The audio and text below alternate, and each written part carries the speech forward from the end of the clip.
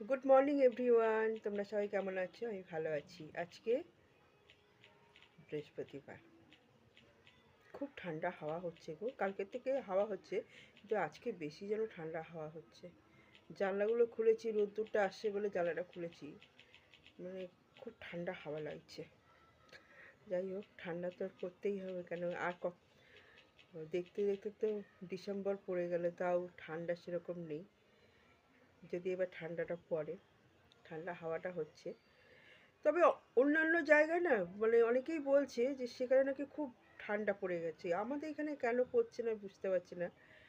ঠান্ডার সময় একটু ঠান্ডা না হলে ভালো লাগে বলো তো?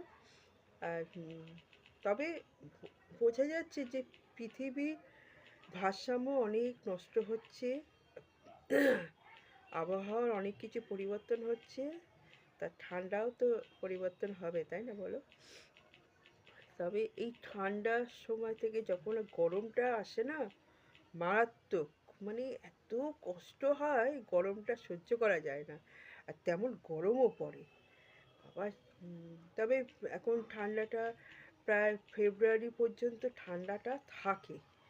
হ্যাঁ, কিন্তু তারপরে যে কষ্ট, গরমের কষ্ট, তখন মনে হয় কি কবে বৃষ্টি হবে, কবে বৃষ্টি হবে, বৃষ্টির আশা থাকি। এবার যখন বৃষ্টি হয়, এক নাগাড়ে বৃষ্টি হয়, তখন আমি বলি কি, তুমি বাবা এক নাগাড়ে বৃষ্টি হচ্ছে।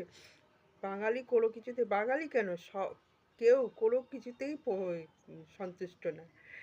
মানে যখন যেটা পড়বে সেটা যদি বেশি হয়, বেশি ঠান্ডা পড়লে বাবা এত ঠান্ডা পারা যাচ্ছে না, বৃষ্টি, এত বৃষ্টি, স্যাঁতস্যাঁতে আর ভালো লাগছে না।